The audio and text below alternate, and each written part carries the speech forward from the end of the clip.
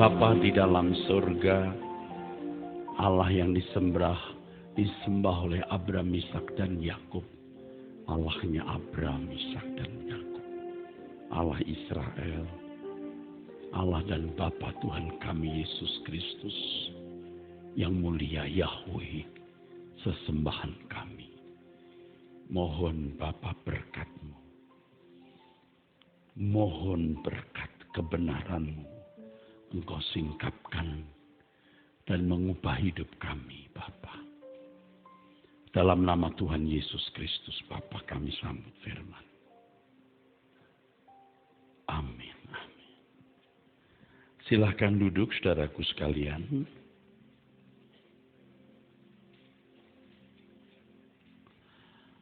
Bapak, Ibu, saudara-saudara, bahan mengenai monoteisme ini sudah saya tulis ratusan lembar.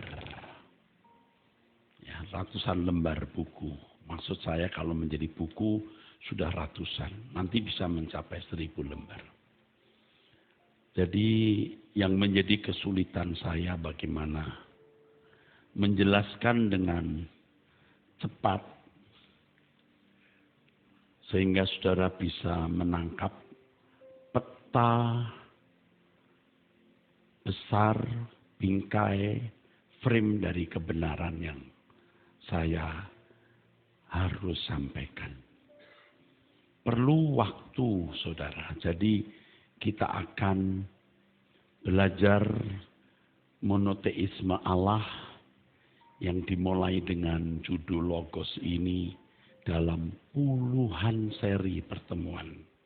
Puluhan seri pertemuan.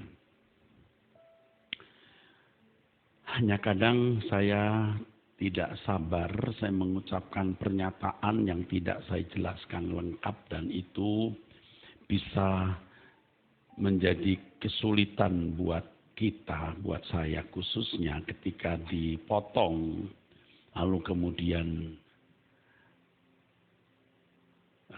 dipotong, tidak lengkap, lalu dikomentari. Ketika saya bicara mengenai bahwa Allah itu misalnya juru selamat, dan Alkitab berkata memang, aku Yahweh juru selamat satu-satunya.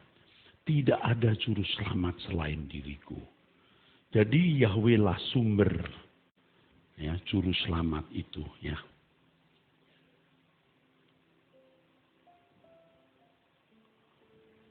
Tuhan adalah terang.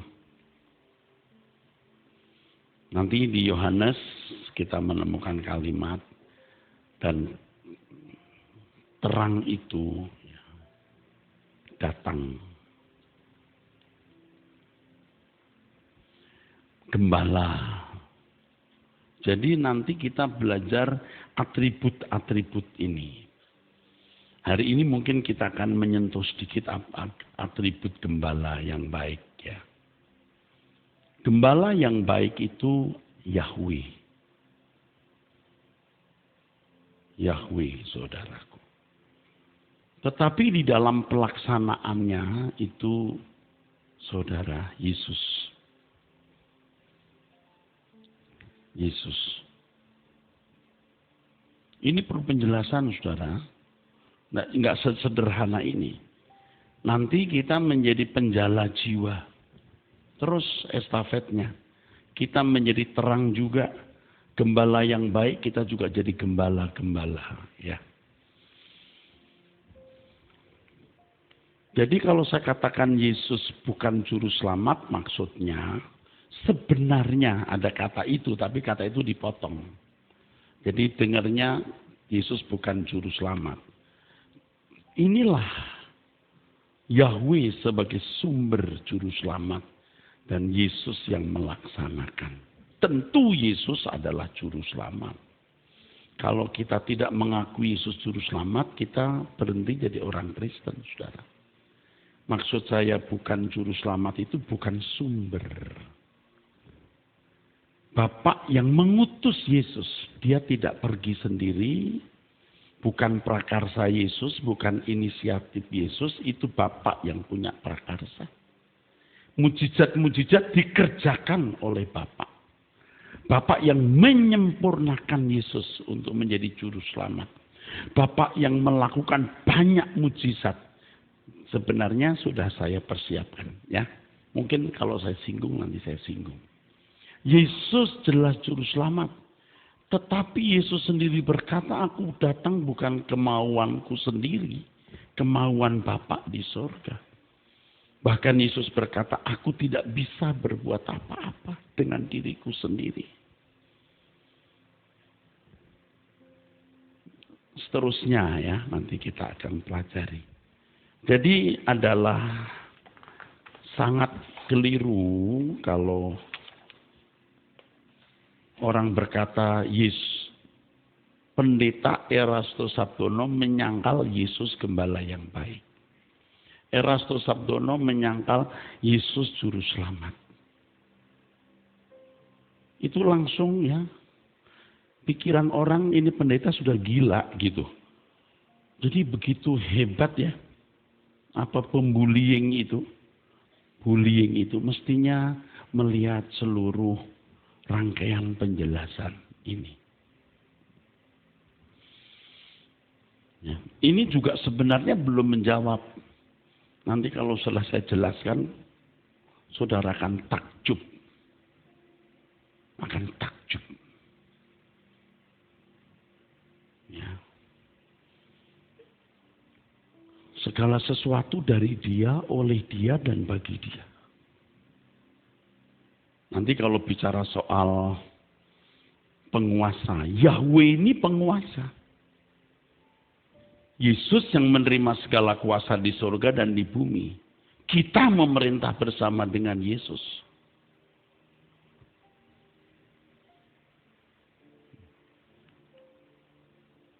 Tapi sudah viral di mana-mana sampai ada teman dari Australia telepon ke rumah tadi pagi sebelum jam 5. Ada apa dengan Pak Eras? Itu videonya dipotong ya oleh orang Muslim.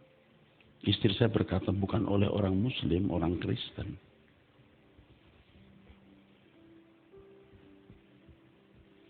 Sebenarnya kalau orang berkata bahwa saya menyangkal bahwa Yesus juru selamat, itu penghinaan buat saya. Penghinaan. Erastus menyangkal Yesus bukan gembala yang baik. Wah, itu penghinaan, saudara. Penghinaan. Penghinaan itu. Saya bukan orang Kristen kemarin sore. Saya sudah tua.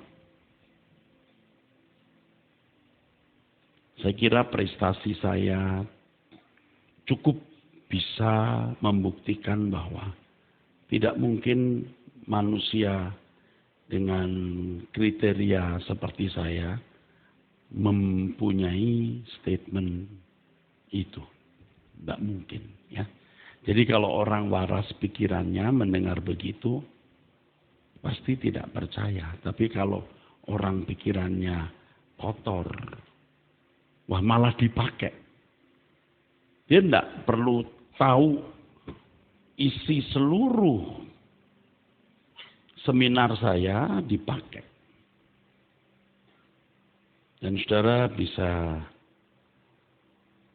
memperkirakan manusia macam apa itu ya.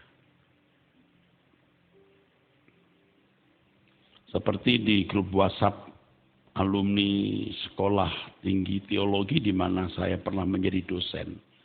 Mahasiswa saya sudah mulai kurang ajar. Memang udah makin kacau dia gitu. Aduh. Coba lihat saya kadang-kadang, aduh. Jadi menghina sekali saudaraku. Menghina. Di YouTube orang muda seumur anak saya berkata, ini penyesat yang terbesar.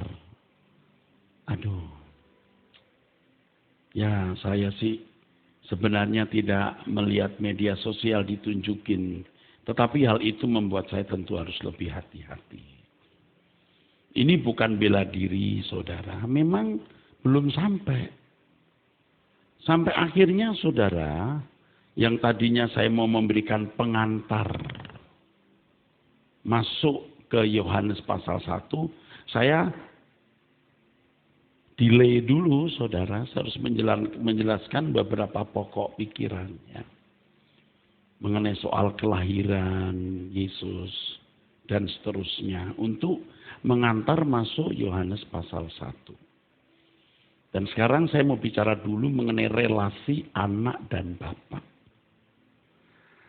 Satu hal yang prinsip dalam kristologi yang nanti terkait dengan monoteisme Allah adalah bahwa Yesus satu-satunya utusan Allah yang menjadi wakil Allah untuk mengerjakan pekerjaan Bapa. Tidak seorang pun bisa mengenal Bapa kecuali melalui Yesus. Itu di dalam Matius 11 ayat 27. Mungkin saya bisa dibantu membaca oleh Pak Pendeta Yehuda, biasanya membantu saya. Semua telah diserahkan kepadaku oleh Bapakku, dan tidak seorang pun mengenal anak selain Bapak, dan tidak seorang pun mengenal Bapak selain anak dan orang yang kepadanya anak itu berkenan menyatakannya. Ini kalimat mengenal itu luar biasa saudara. Epiginosko. Epiginosko ya.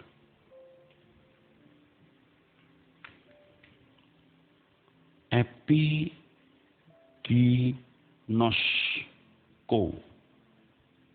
Ya. Ini hebat ya kalimat ini. Epiginosko. Bukan hanya ginosko, epiginosko. Oh, ada kata S yang kurang. Ginos. Epiginosko. Ginosko omega, ginos. Omega. Bukan omikron ya.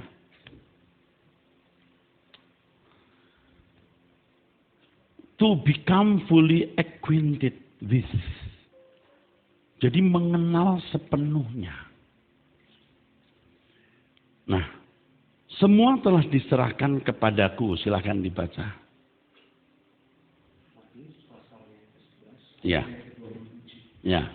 Semua telah diserahkan kepadaku oleh Bapakku, dan tidak seorang pun mengenal anak selain Bapa, dan tidak seorang pun mengenal Bapa selain anak, dan orang yang kepadanya anak itu berkenan menyatakannya.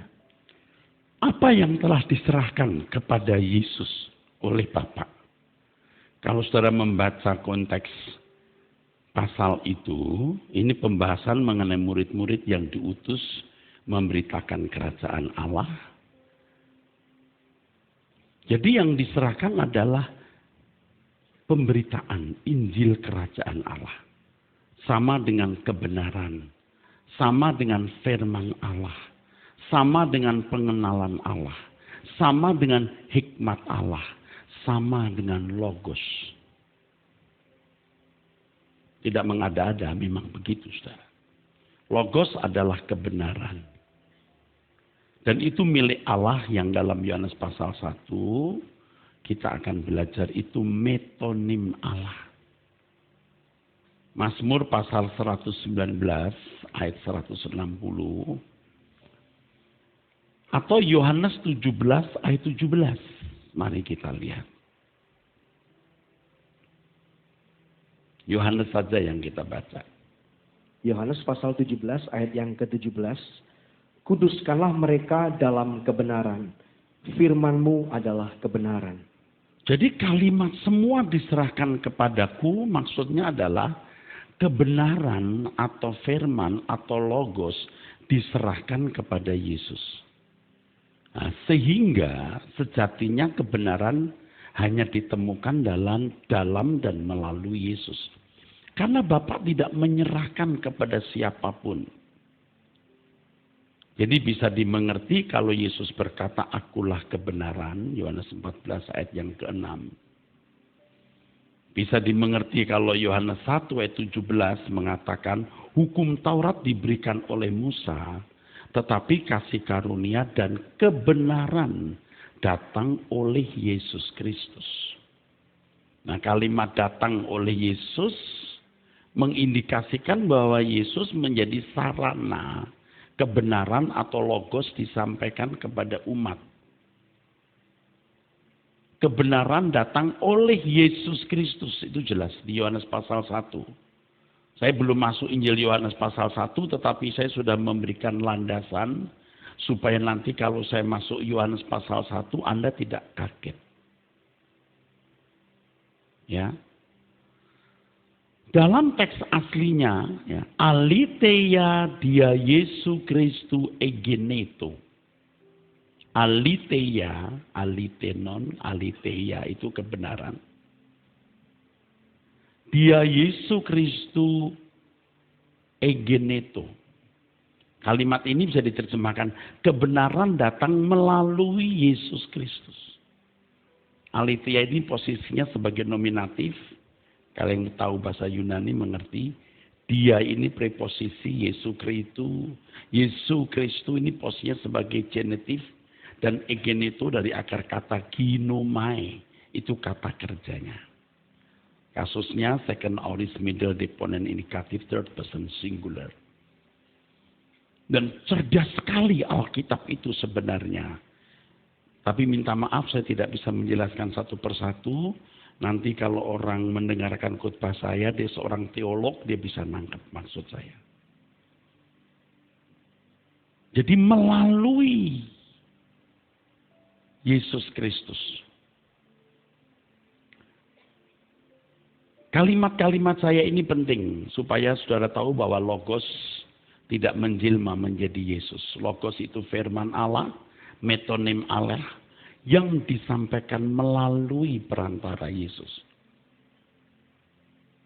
Semua diserahkan kepadaku oleh Bapa. Apa yang diserahkan? Logos. Paradidomi. To surrender, yield up, entrust, transmit, bring forth, commit, deliver, give. Menunjukkan bahwa Yesus sebelumnya tidak memiliki logos. Dia bukan logos itu sendiri. Itulah sebabnya ia dilahirkan dari bayi dan mengalami proses pertumbuhan. Lukas 2:52, Ibrani 5 ayat 7-9. Hal ini menunjukkan bahwa Yesus bukanlah pribadi yang sudah memiliki logos secara otomatis. Atau secara otomatis telah ada pada dirinya. Bapa yang memiliki firman atau logos tersebut menyerahkan kepada Yesus. Coba Matius 11 ayat 25. Sebentar sebelum dibaca. Saudara masih ikuti saya? Saya sudah bicara agak lambat. Ya, nangkep ya saudara. Oke, coba dibaca. Matius pasal 11 ayat yang ke-25. Ya. Pada waktu itu berkatalah Yesus, aku bersyukur kepadamu, Bapa, Tuhan langit dan bumi, karena semuanya itu engkau sembunyikan bagi orang bijak dan orang pandai. Orang bijak dan pandai menurut dunia, terus. Tetapi engkau nyatakan kepada orang kecil. Engkau nyatakan kepada nepios, orang kecil itu nepios. Jadi anak yang betul-betul masih kecil, tidak berdaya, infant, anak umur di bawah 7 tahun. Kau nyatakan, itu luar biasa loh. Apokalipto, uncover, reveal, apokalipto, disingkapkan. Ini bersifat pewahyuan. Ini bersifat pewahyuan. Jadi orang cerdas pintar bisa tidak mengerti kalau tidak ada unsur pewahyuan.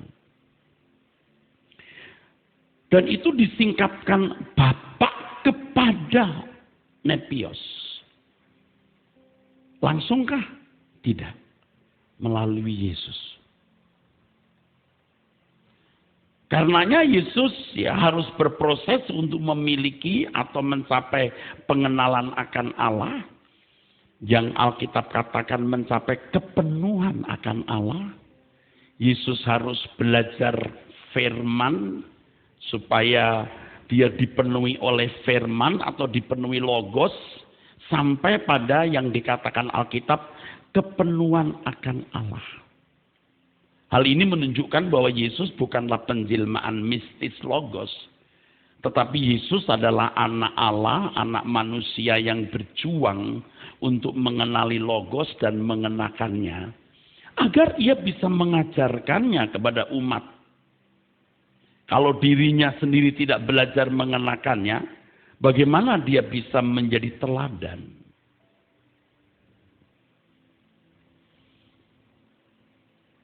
Ibrani pasal 4 ayat 15. Seorang imam besar yang kita punya bukanlah imam besar yang tidak dapat turut merasakan kelemahan-kelemahan kita. Sebaliknya sama dengan kita, ia telah dicobai hanya tidak berbuat dosa. Nanti ada tema khusus, mungkin juga 2 kali pertemuan mungkin. Mengenai mungkinkah Yesus berbuat dosa. Itu sudah jadi tema. Saya perhatikan tulisan saya mengenai monoteisme ini bisa tumpang tindih rasanya. Yang sudah saya bahas di sini muncul di tempat lain. Nanti muncul lagi di tempat berikut. Karena itu berelasi satu dengan yang lain. Oke. Dari Matius 11 ayat 25 tertulis bahwa Allah Bapa menyatakan kepada orang kecil. Tentu Yesus perantaranya. Engkau nyatakan kepada orang kecil. Memang di situ tidak ada nama Yesus. Tetapi kita tahu bahwa Yesuslah yang akan menjadi pengantara. Karenanya di ayat 28 Yesus berkata, datang kepadaku yang letih, lesu berbeban berat, aku beri anapauso perhentian. Dan saya sudah pernah khutbah, letih lesu di situ bukan karena belum nikah, belum punya anak, belum punya rumah dan lain-lain. Kau banyak keinginan. Kamu terikat dengan dunia. Kamu berhutang dengan dunia, bukan berhutang untuk hidup menurut roh. Dan itu melelahkan kamu. Belajar daripadaku. Artinya hidup seperti aku hidup. Nah kalau Yesus tidak pernah berjuang mengenakan logos, bagaimana dia menjadi teladan kita mengenakan logos? Yesus manusia pertama yang mengenakan logos. Dan logos itu adalah Allah sendiri. Sehingga kepenuhan Allah atas dirinya. Jadi kalau Yesus berkata, you must be perfect as your Father in heaven is perfect. Kamu harus sempurna seperti Bapa di surga sempurna. Itu mungkin. Yesus sudah sukses. Makanya dikatakan di dalam kitab Wahyu di beberapa pernyataan. Dia berkata, menanglah kamu seperti aku menang. Itu indikasinya jelas. Yesus mengenakan tubuh manusia seperti kita. Yang kata Alkitab, dalam segala hal ia disamakan. Homoio. Disamakan.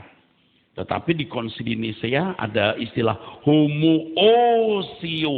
Enggak ada di Alkitab ditambahin. Itu filsafat Yunani yang merusak Injil. Anda boleh tepuk tangan untuk ini. Yang ada homoi, bukan homoousia. Artinya homoousios artinya Yesus satu hakikat dengan Allah.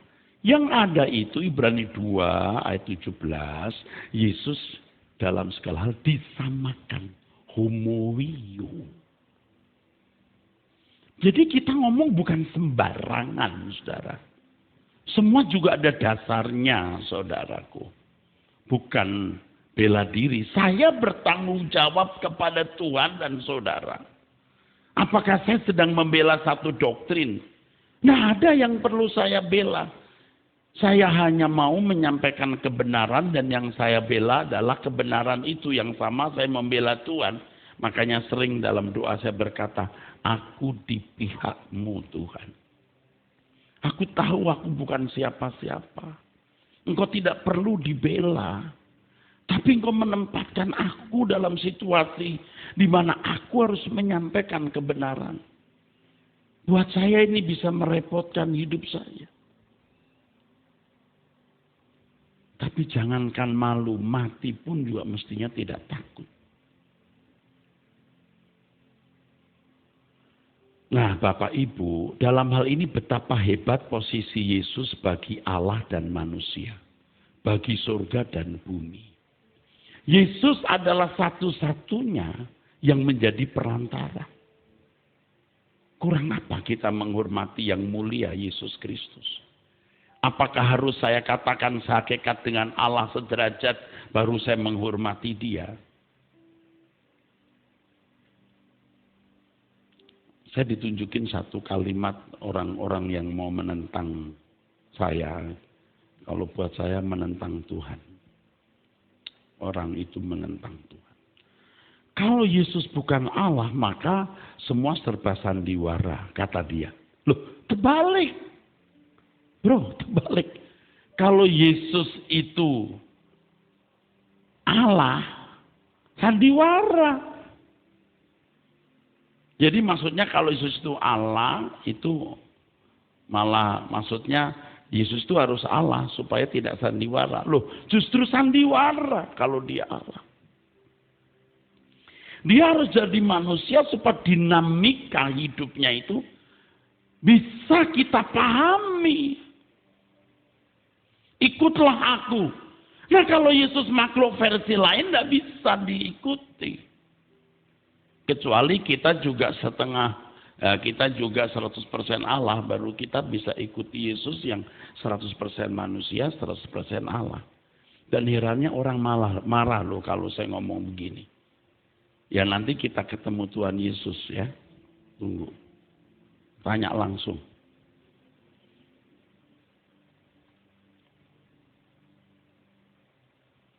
Emangnya Pak Eras tanya langsung ke Tuhan? Ya, nanti dikira saya bela diri saudaraku. Ada seorang pendeta kasih saya SMS. We love you, kami berdoa. Tapi ada ayat-ayat Alkitab yang sebenarnya seakan-akan saya ini perlu mentor. Lalu banyak berdoa Pak.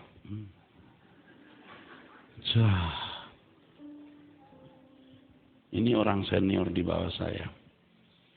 Pernah jadi mahasiswa saya juga. Tapi jadi pendeta besar.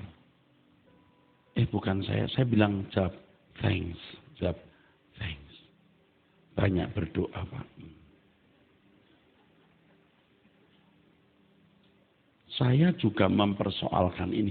Justru ketika saya mulai menjaga kekudusan sejak COVID. Mengalami badai hidup yang begitu besar. Saya bersumpah untuk hidup suci. Bukan main-main. Doa puasa 30 hari, 40 hari, 5 hari, 7 hari. Justru di situ Tuhan singkapkan kebenaran. Yang mau membawa kita ke puncak. Dan saya mengakui Yesus mulia. Satu-satunya yang melakukan kehendak Allah dan mengerjakan pekerjaan Bapa dengan sempurna.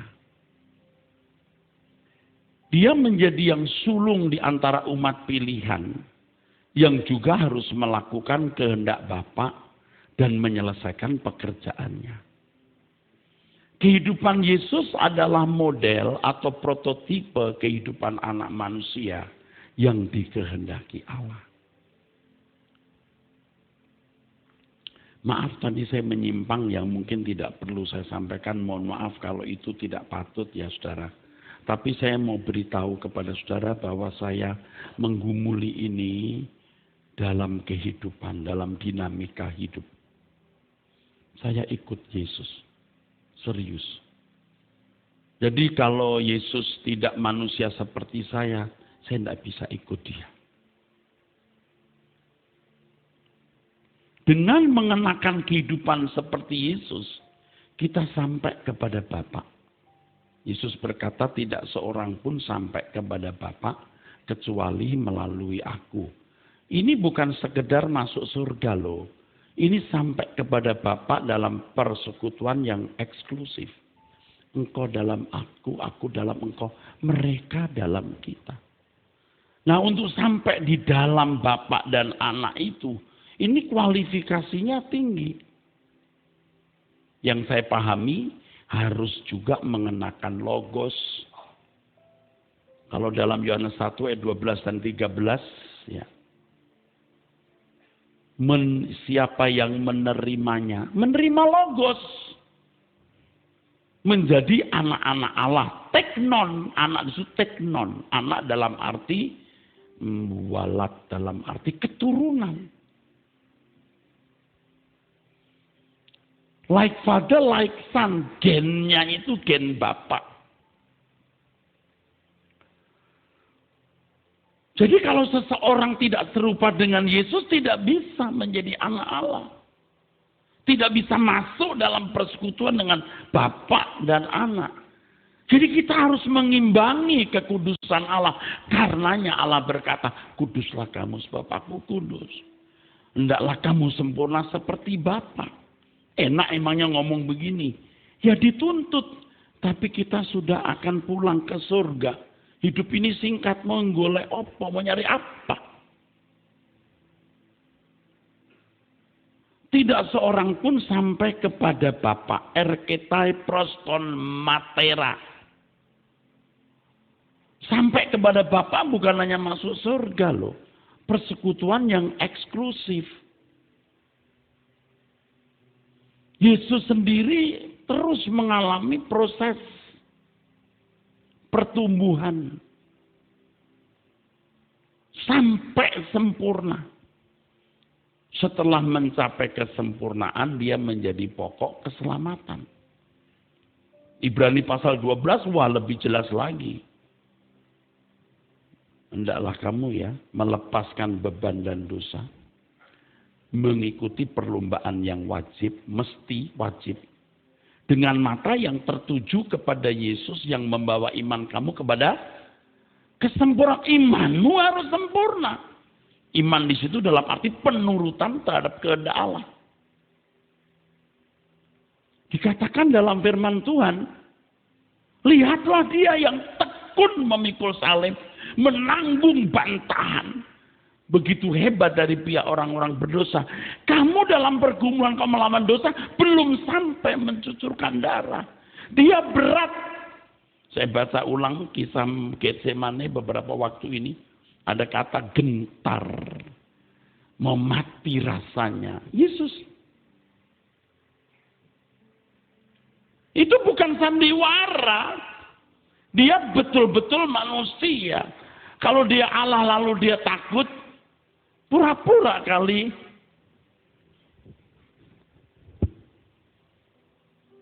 Dicobai tapi tidak berbuat dosa. Begitu dikatakan dalam Ibrani untuk menjadi imam besar. Setan kan enggak tolol. Kalau Yesus juga Allah. Percuma ngadepin Allah. Halo? Kalau kamu anak Allah, ubah batu jadi roti. Dia nggak berkata, kalau kamu Allah. Allah bisa merubah batu jadi roti.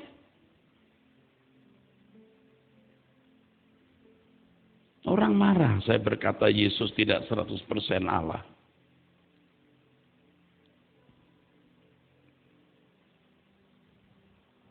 Suruh banyak berdoa. Terima kasih. Mungkin beliau tulus, hanya mungkin perasaan saya saja lagi sensi kali. Terus diberi ayat Alkitab bahwa Yesus itu cahaya kemuliaan Allah itu. Mungkin dia tulus. Belum tentu dia punya maksud buruk. Tuhan saya sensi. Maksudmu banyak berdoa. Terima kasih. Maka saya jawab, thanks. Loh, lah orang suruh kita banyak berdoa ya terima kasih saudaraku. Suruh membaca ayat Alkitab ayat ini bahwa Yesus cahaya kemuliaan Allah. Gambar Allah. Saya cuma dalam hati ngomong kalau Yesus Allah sendiri nggak perlu memancarkan cahaya Allah. Dia Allah. Dia tidak perlu menampilkan gambar Allah kalau dia Allah. Karena Allah tidak kelihatan, kamu yang memancarkan cahaya Allah. So simple, ma'am. Yesus menjadi perantara antara Allah dan manusia agar manusia pertama mengenal Allah. Kedua, masuk dalam persekutuan dengan Allah. Tiga, dapat melayani Allah atau mengerjakan pekerjaan Allah.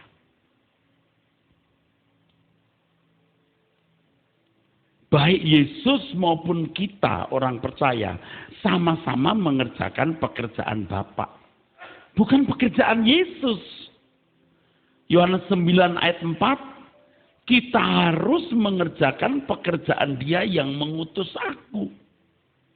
Pekerjaan Dia, pekerjaan Bapa.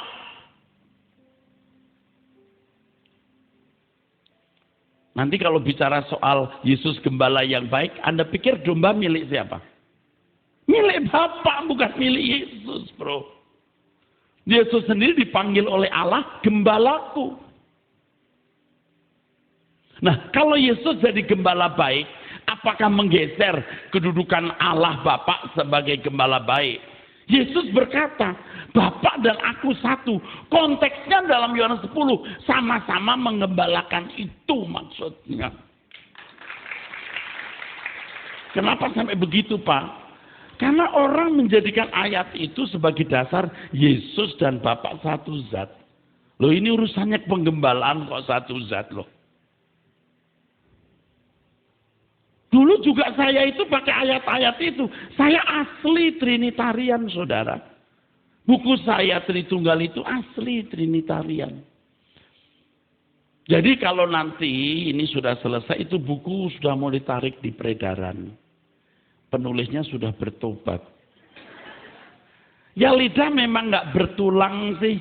Dulu ngomong apa, sekarang ngomong apa. Loh, manusia itu berproses. Kecuali saya bohong. Dulu saya ngomong itu dalam ketidaktahuan. Saya pikir ada 3 pribadi, tapi satu. Satunya apa? Zat. 3 pribadi, 1 zat. Jadi berapa? 1 zat. Lalu saya mau tanya, ada nggak di Alkitab tertulis itu? Coba cari, ada nggak? Udah dicarilah ayat Yohanes pasal 10 tadi. Aku dan Bapak satu. Loh, itu soal penggembalaan, bro. Tidak seorang pun bisa mengambil domba dari tanganku. Dan tidak seorang pun bisa mengambil domba dari Bapak. Aku dan Bapak satu. Itu urusannya penggembalaan. Bukan urusan zat. Tapi dulu kita ngotot. Karena kita ngadepin tetangga kita yang mengatakan Allahnya orang Kristen 3. Kita bilang, enggak, 1. Lah itu Bapa Roh Kudus 1. Nah bisa melampaui akal. Saya tahu bahwa kita tidak bisa mengenal Allah 100% sempurna. Tapi kalau sampai tingkat kebingungan, bagaimana kita berinteraksi dengan pribadi yang kepadanya kita harus berinteraksi. Kalau kita membaca Alkitab, simple kok. Abraham, Ishak, Yakub, Daniel, Daud. Berhubungan dengan Allah itu simple. 1, Yahweh.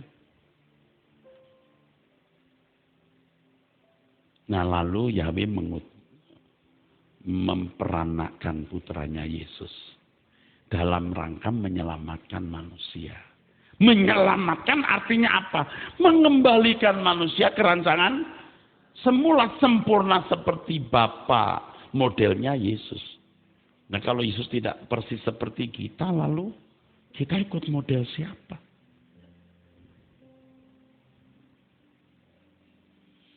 Jadi kedatangan Yesus itu memperkenalkan Allah.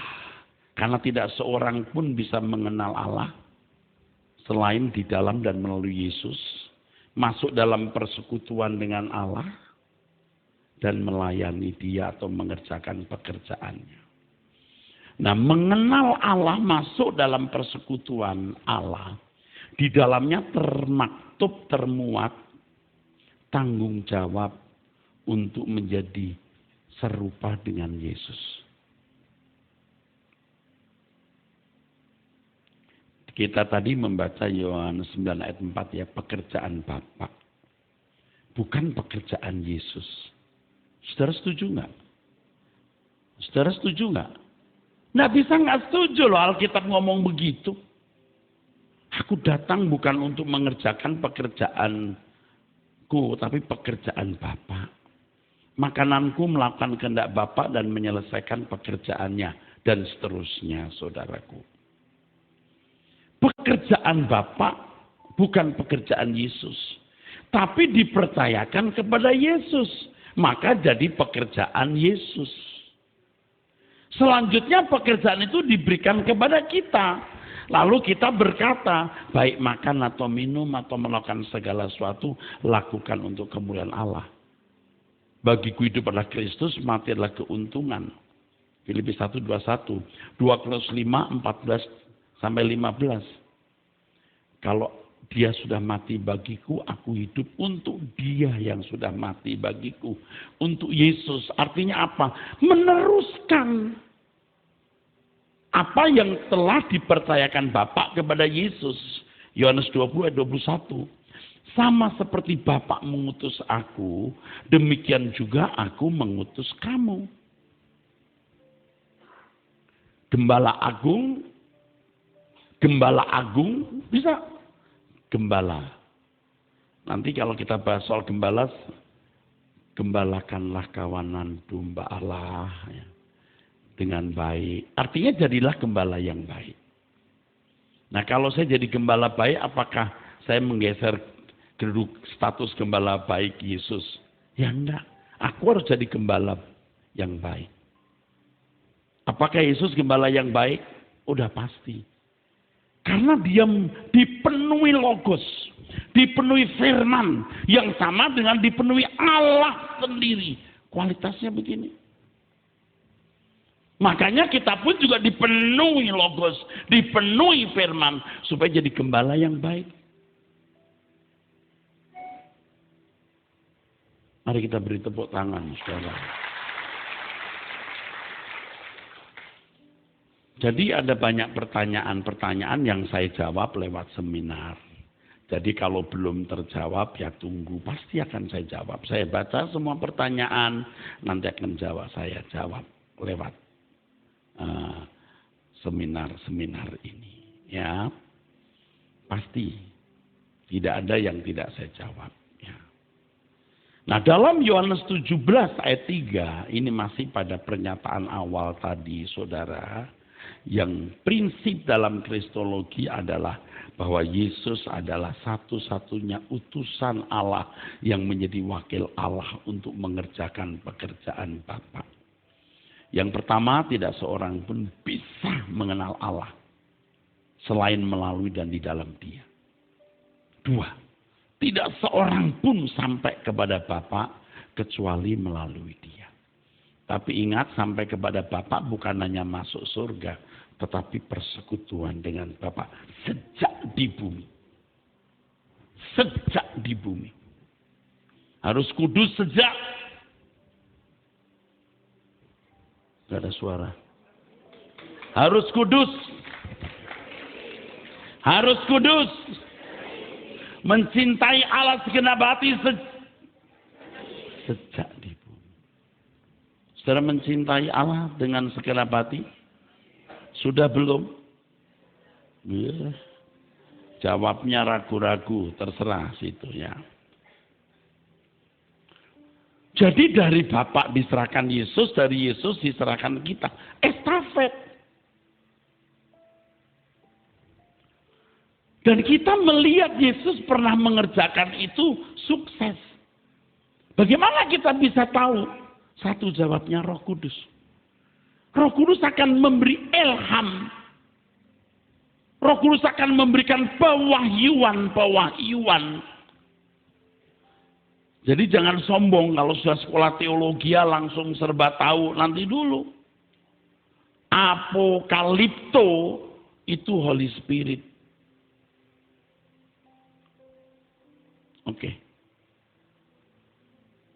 Inilah hidup yang kekal itu. Yohanes 17 ayat 3 dibaca Pak. Ini ayat penting, jadi kita harus membacanya, saudara. Sebelum dibaca, saya tanya dulu, saudara sudah nangkep apa yang saya kemukakan? Saya kadang-kadang tuh ketemu orang masih bilang ini, saya bingung Pak.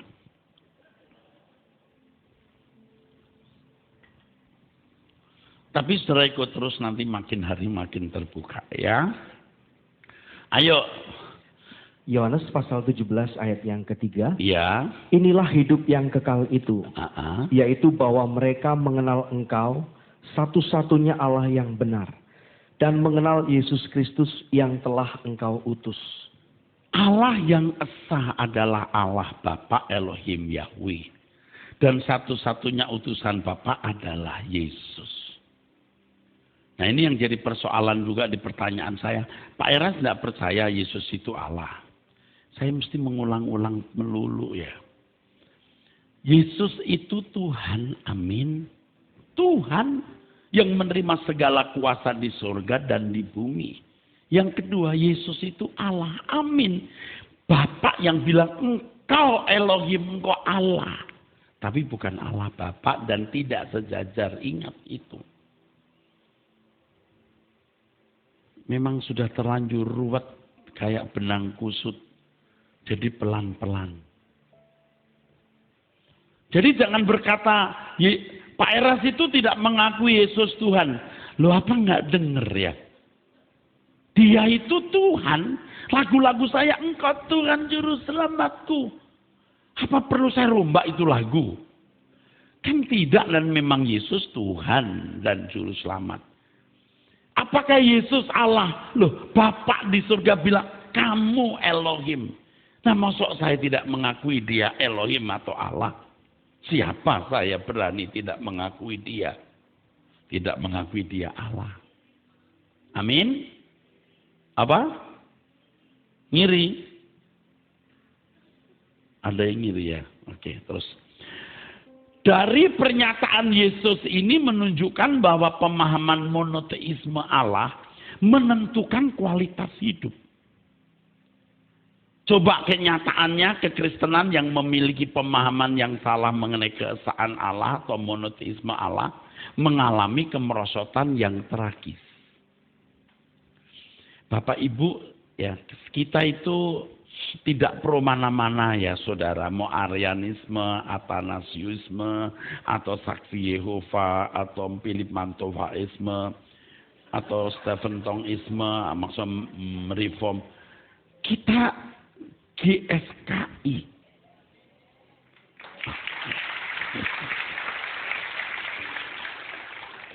Kita tahu bahwa kita itu nggak sama dengan mereka. Tapi kita tidak mau ribut menilai orang. Nggak perlu. Buktikan pengajaranmu dari kelakuanmu.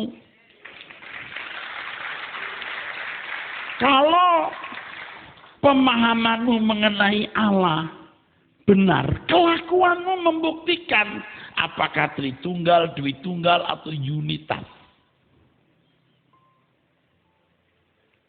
Kok begitu aja repot?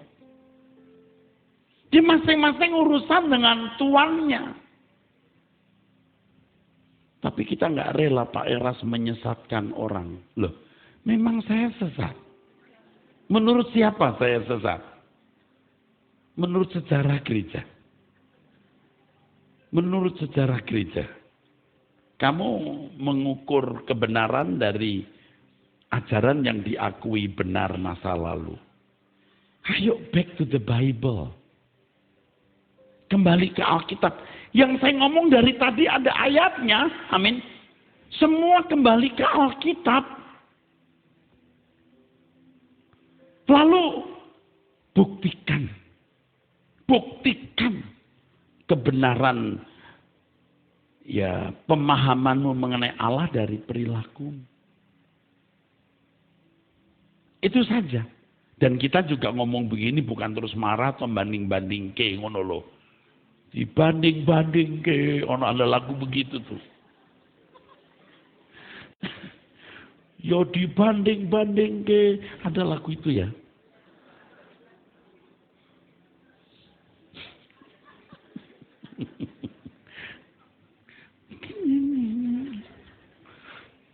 Nggak perlu banding-bandingkan.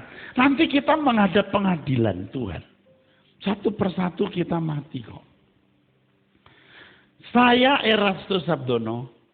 Saya Gembala Senior GSKI Rehoboth. Saya Gembala Sinode GSKI. Saya bertanggung jawab kepada Elohim Yahweh Allah semesta alam. Dan Tuhan Yesus. Ngajar begini bukan karena mau tambahan gaji. Atau supaya bisa kontroversial, menonjol. Saya sudah cukup menonjol saya kira. Dari dulu sudah menonjol saudara. Sesat.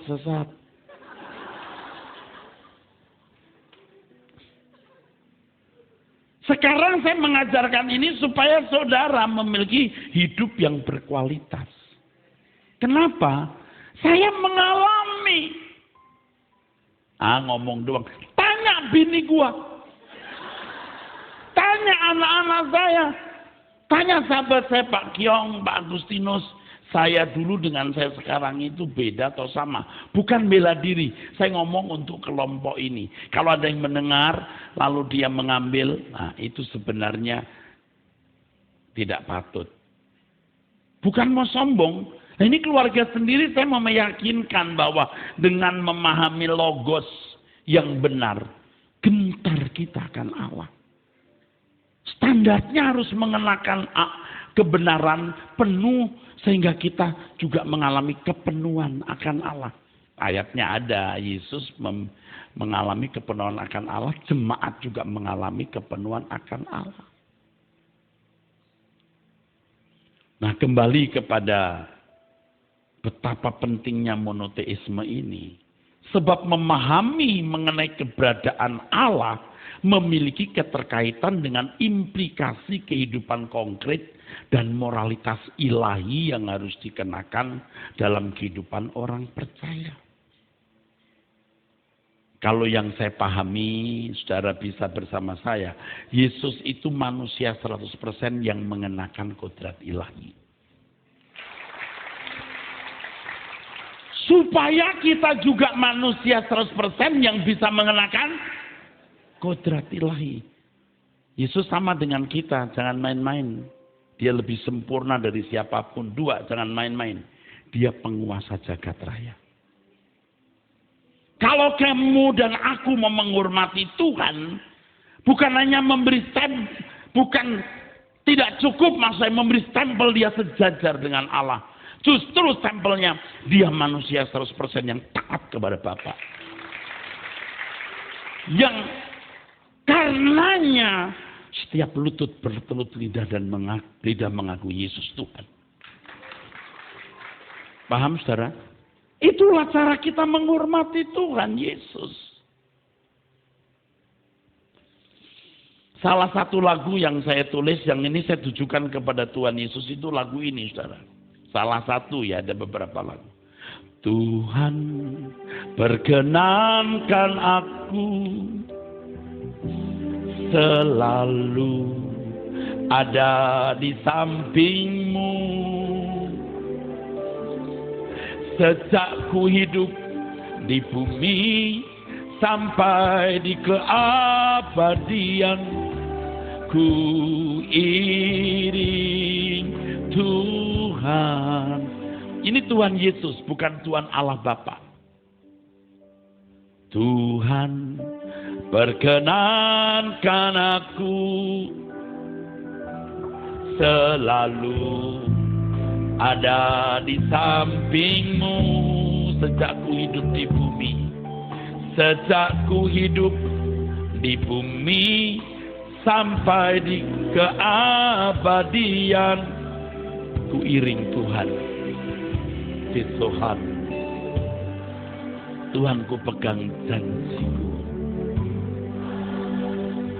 ku pegang janjiku setia sebagai sahabatmu,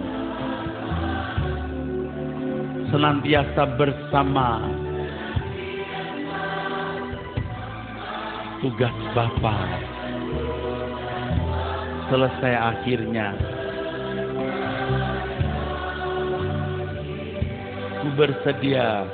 Ku bersedia hidup kudus tak bercela, takkan lagi dalam percintaan dunia. Ajarku berpikir seperti dirimu, bawaku Tuhan dalam perjuanganmu. Ayo bilang, Pak Eras nggak mengakui Yesus Tuhan. Oh, ini Yesus Tuhan. Bawaku Tuhan dalam perjuanganmu, bukan perjuangan Allah Bapa, perjuangan Yesus. Yang kupanggil Kurios, Tuhan, Gusti Doro, my master, Adonai.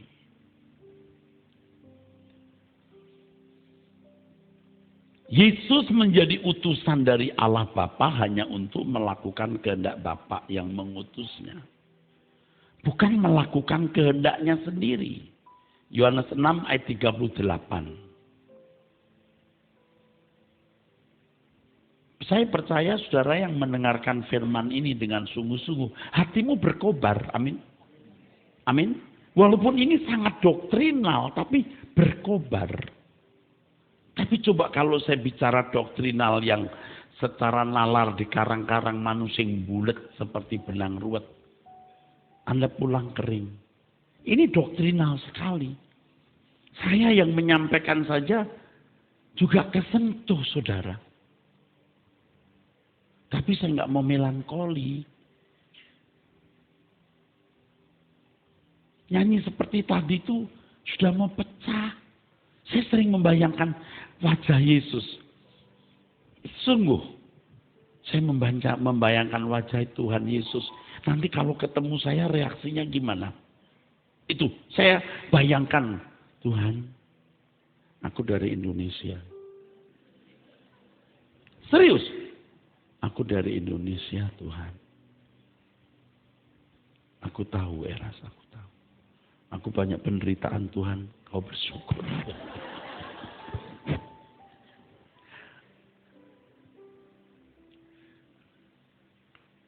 Saya bayangkan wajah Tuhan. Dan saya mengerti benar, kalau saya tidak mencontoh hidupnya dan tidak mengenakan hidupnya presisi, saya tidak berani ketemu Tuhan. Pasti reaksinya negatif. Aku tidak kenal kamu, gitu. Makanya aku berusaha untuk melakukan kehendak Bapa. Oke, baca. Yohanes pasal 6 ayat yang ke-38. Sebab aku telah turun dari surga bukan untuk melakukan kehendakku, tetapi untuk melakukan kehendak Dia yang telah mengutus aku. Bukan melakukan kehendakku. Itulah sebabnya Tuhan Yesus berkata, makananku ialah melakukan kehendak Dia yang mengutus aku dan menyelesaikan pekerjaannya. Makananku berumah. Artinya makanan keras atau bisa dikatakan solid food. Bisa meat, daging, bisa berarti rezekiku berumah. Itu hebat loh. Hebat. Kata ini bagus loh, berumah ini. Ya. Kata ini bagus, berumah. Ya, berumah. Kata ini bagus.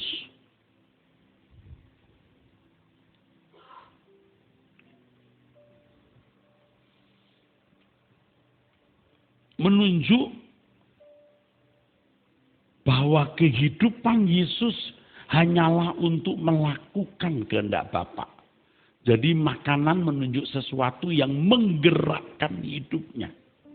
Jadi kalau kita ada firman, baik makan atau minum, lakukan semua untuk kemuliaan Allah. Itu standar. Itu bukan sesuatu yang luar biasa. Standar dan memang luar biasa dibanding kehidupan orang dunia. Yesus hidup tidak punya kepentingan. Kita pun juga tidak boleh punya kepentingan. Kecuali melakukan kehendak Bapa. Kalau tidak belajar logos model begini, kita hidup dalam kewajaran anak dunia. Amin. Loh, aminnya pelan. Ini kelenger atau mengerti? Amin.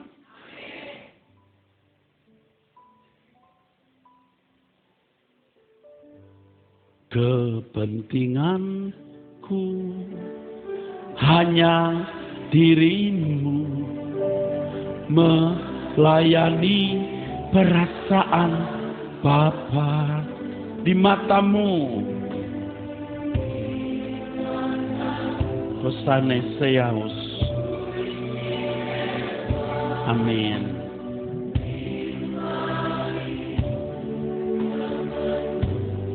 Stop. Kalau tidak begini, kita bukan orang Kristen. Kristen artinya to be like Christ.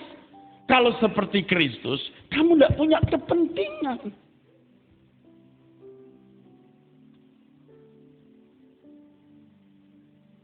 Saya bicara ini bukan hanya untuk saudara, untuk diri saya sendiri. Saya juga takut ketemu Tuhan Yesus nanti kalau saya tidak berusaha mengenakan hidupnya atau hidup seperti dia hidup. Jelas kok, hidupku bukan aku lagi tapi Kristus yang hidup di dalam aku. Hidup yang kuhidupi dalam daging ini, hidup oleh iman, artinya penurutan terhadap kehendak Allah. Terhadap kehendak Allah, hidup untuk Dia yang mengasihi aku, yang mati untuk aku. Nah kalau kita jujur, kita dulu biar jadi pendeta juga nggak hidup untuk Tuhan sepenuhnya. Kita banyak korupsi. Karena kita merasa berhak hidup, punya kesenangan, hobi dan lain-lain. Baru-baru sekarang saja kita sadar hampir nggak ketolong. Karena irama kita sudah salah.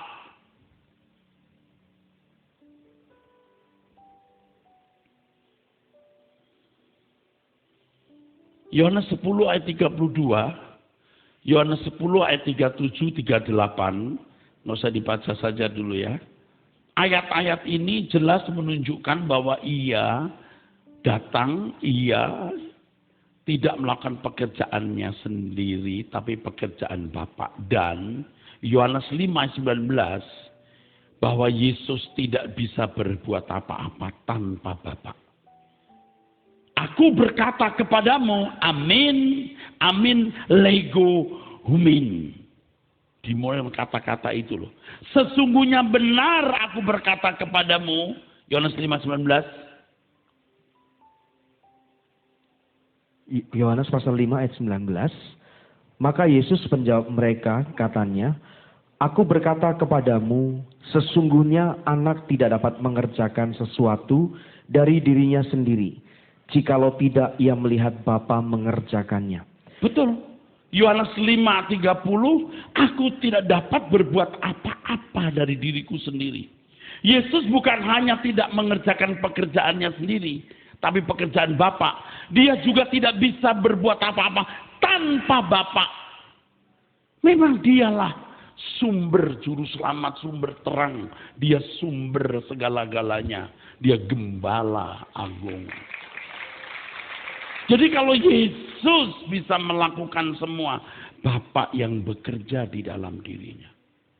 Tetapi nanti akan saya jelaskan bahwa Yesus bukan hanya manusia sempurna. Dalam arti manusia sama seperti kita. Tapi manusia yang mau taat kepada Allah. Ini yang penting. Kalau Yohanes 5 ayat 30. Aku tidak dapat berbuat apa-apa dari diriku sendiri. Yohanes 6 ayat 57. Bahwa aku hidup oleh Bapa. Jadi keistimewaan Yesus yang disebut anak tunggal ini. Ia melaksanakan segala sesuatu yang merupakan atribut Allah Bapa. Yesus melakukan segala sesuatu yang merupakan atribut Allah Bapa.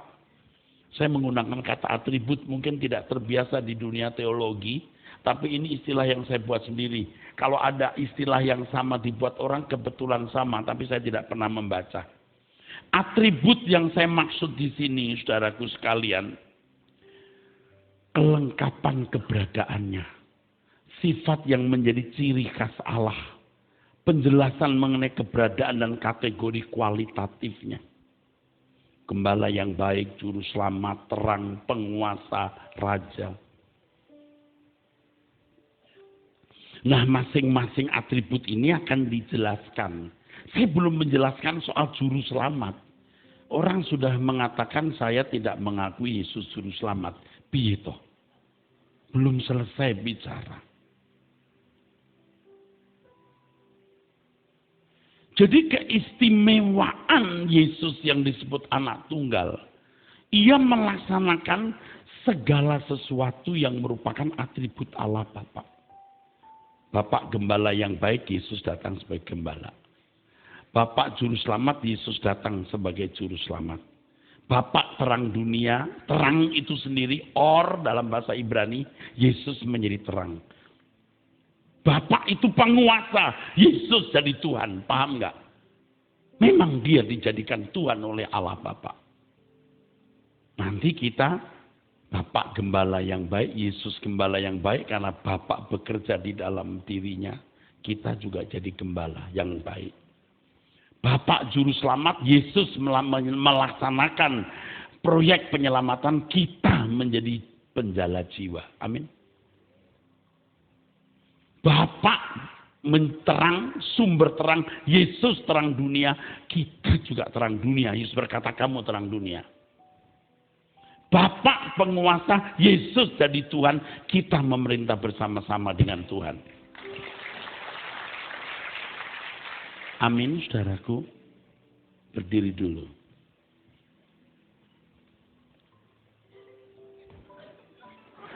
Oh enggak, yang berdiri saya, kamu enggak usah. Maksudnya kamu ganti saya sini.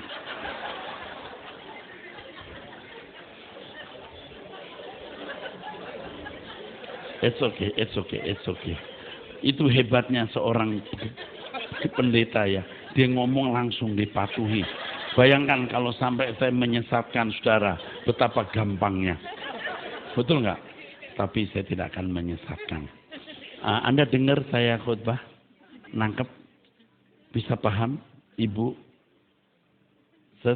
Anda kan tadinya bukan orang Kristen. Paham? Sekarang paham?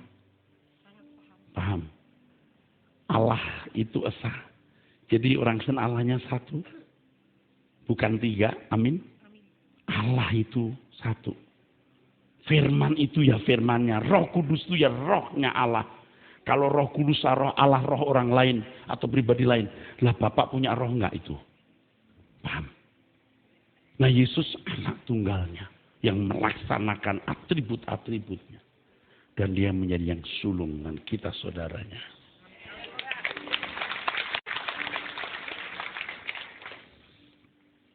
Gimana Bram?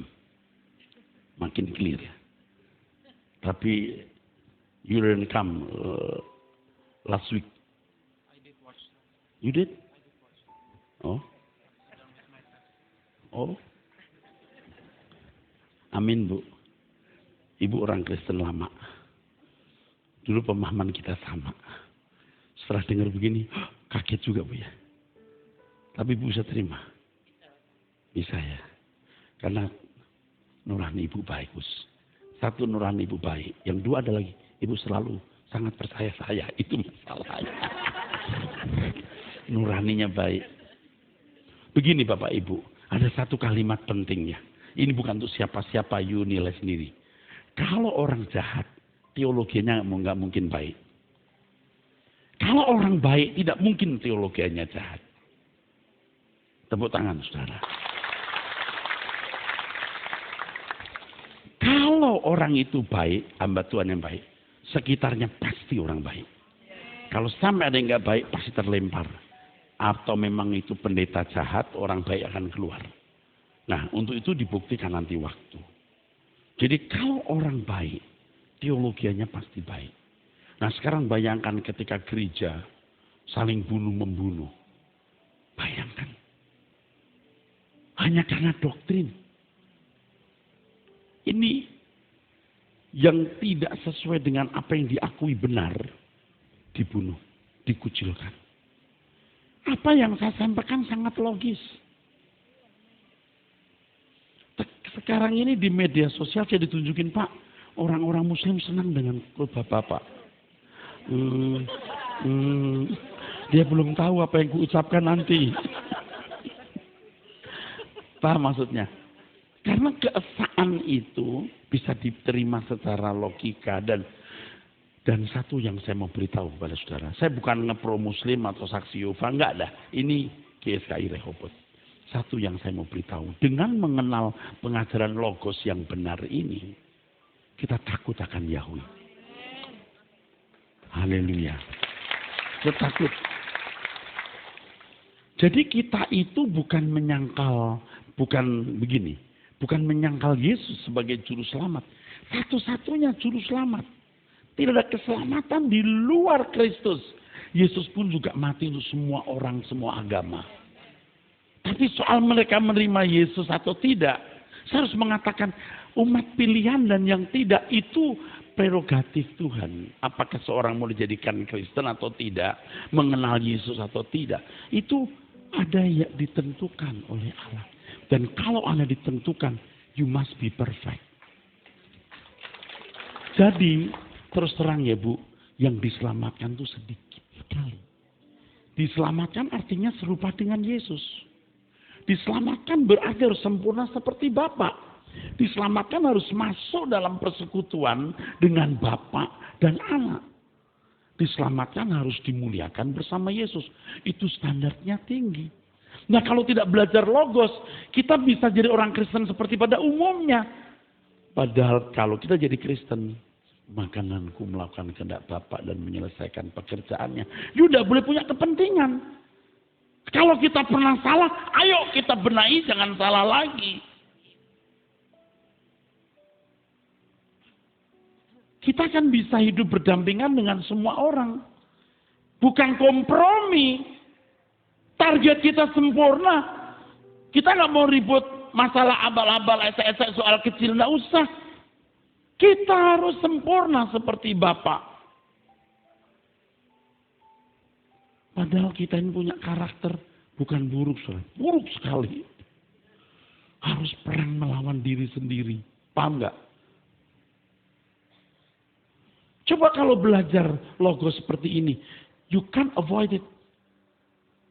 To be perfect as your Father in heaven is perfect. You nggak bisa menghindar. Nggak bisa jadi orang biasa-biasa, wajar-wajar. Nggak bisa. Standarnya to be like Christ.